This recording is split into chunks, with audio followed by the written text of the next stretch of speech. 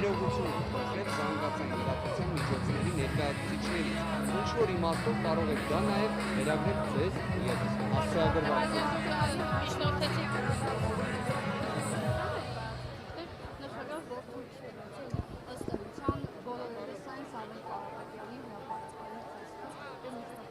Ես կարծում եմ իրենց համար շատ հետաքրքիր հանգամանքներ արդեն իսկ Սամվել Կարապետյանը ներկայացրել է, դա ձայնագրարվել է, այդ թվում նաև հենց քաղաքացիության վերաբերյալ շատ կարևոր շեշտադրումներ է կատարել, որոնց երևի թե ամենից շատը հենց իրենք էլ սպասում էին, ես ինչ-որ իմաստով այդ տեսանկյունից իրենց շնորհավորում եմ, այլ հարց է, որ մեր հանրությունը իսկապես Սամվել Կարապետյանի խոսքը լսել է նաև վերջին հանրահավաքի ընթացքում տեսաուղերձի շրջանակներում, իսկ բուն այս ապօրինի քաղաքական հետապնդման վերաբերյալ հանգամանքները ի վերջո դռնբացության կարգով են քննվում եւ իդեպ մենք գտնվում ենք դատական նիստի ամենավաղ շրջանում մենք գտնվում ենք նախնական դատալսումների փուլում, որտեղ դեռևս միայն խափանման միջոցի հարցն ենք ըստ էության քննարկում, որն էլ կրկին ուզում եմ ընդգծել ինձ համար անհասկանալի պայմաններում, բայց բոլոր դեպքերում հետաձգվեց, շարունակվելու է ամսի 17-ին, եկեք ամսի 17-ին էլ կտեսնենք զարգացումները։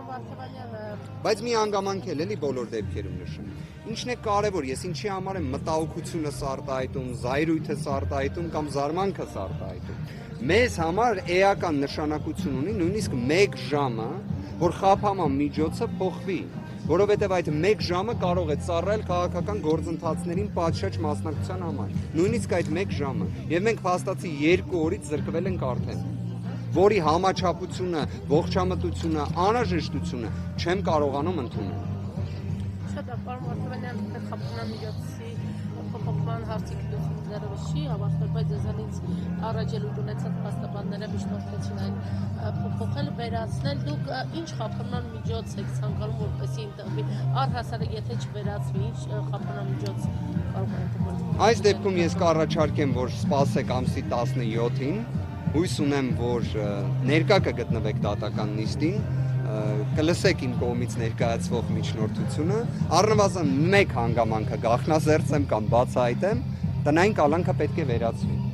Չի կարող տնային կալանքը լինել ողջամիտ։ Մի գաղտնիք էլ ձեզ բացեմ, 2026 թվականի մարտի 14-ի դատական ակտում նախագահության Վարդգես Ստեփանյանի կրկին հակակոռուպցիոն դատարանի ուղիղ արձանագրվել էր 1 հանգամանք, թե ինչի համար է տնային կալանքը 1 ամսով երկարաձգվում։ Իդեպ կարող ենք նաև խնդրել մեր գործընկերները այդ նույն հարցը ուղղեն օրինակ Դատախազ Դալաքյանին,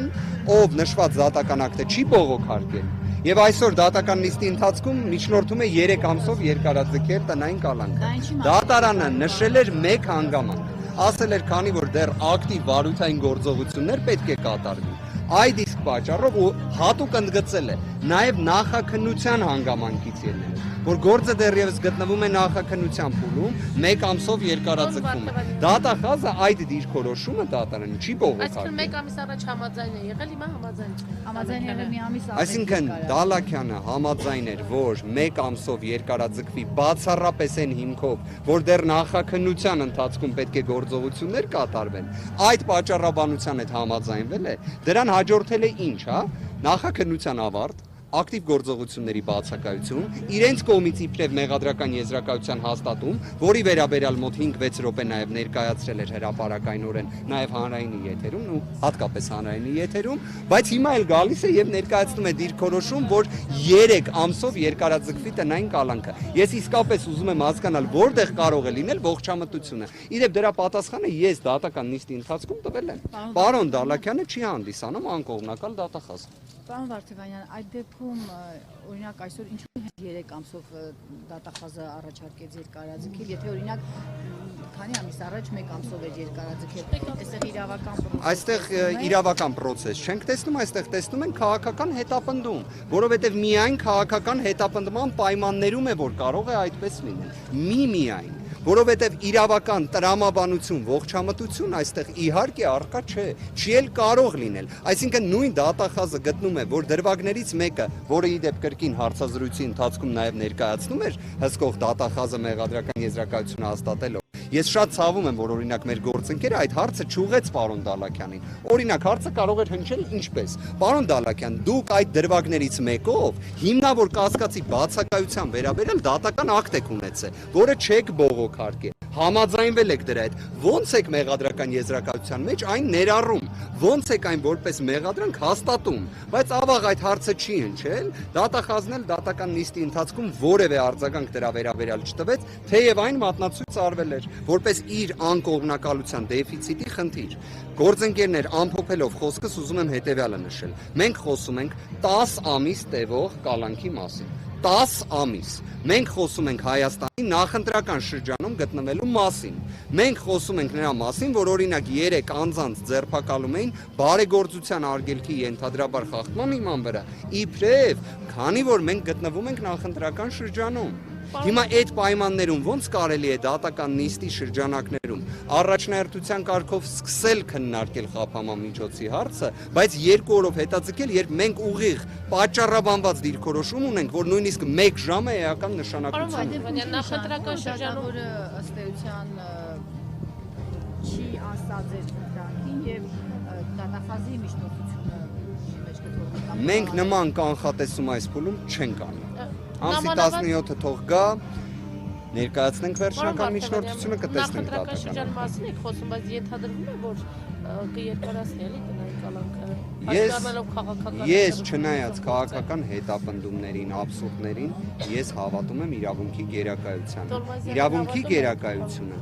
ես կոնկրետավորված չեմ ասում, ես իրավունքի գերակայությունը իդեպ դասում եմ վեր նույնիսկ քաղաքական հետապնդումներից, հենց դրանում է դրա արժեքը եւ իմաստավորումը, որ իրավունքը պետք է գերակայի ցանկացած իրավիճակում։ Գործընկերներ, ներողություն եմ խնդրում։ Մի բան էլի Գոհար Վերջին Ղուկասյանի հետ հարցը։ կապված է, եթե կարող եք էլի Այո։ հակագծեր բացել։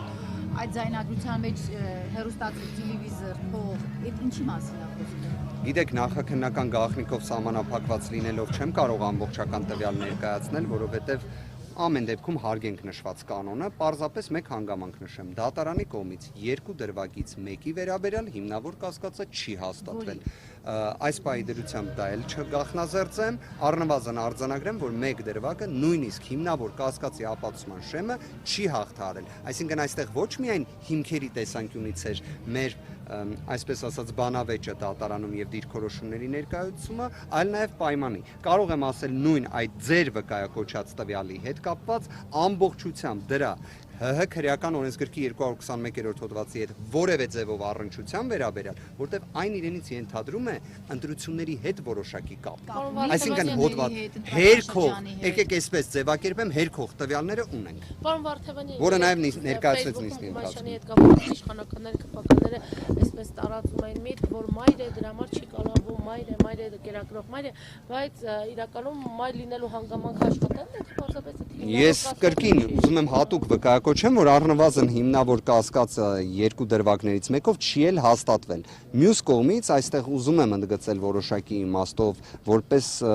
գիտեք վարքագծի կարևոր մոտեցում, որ հակակոռուպցիոն կոմիտեն ինքնին տնային կալանքը որպես խափամամիջոց կիրառելու միջնորդություն էր ներկայացրել։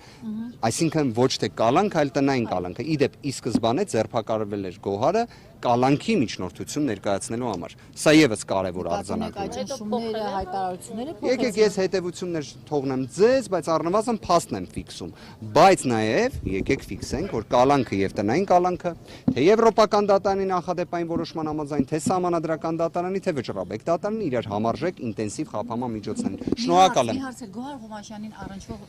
հեռուստացույցի դրվագը վերաբերում է այս 2 ամսվա պատմությունը, թե ավելի վաղ արված կամ ուժեղ Կրկին եկեք հետևյալ կերպ ասեմ, ընդհանրապես նշվածը 221-րդ հոդվածի այն է, ընտրական որևէ ձևով գործընթացի հետ առնչվելու տեսանկյունից հերքող տվյալները ներկայացվել են։ Շնորհակալ եմ։ Կներեք, գործընկերներ, ներողություն։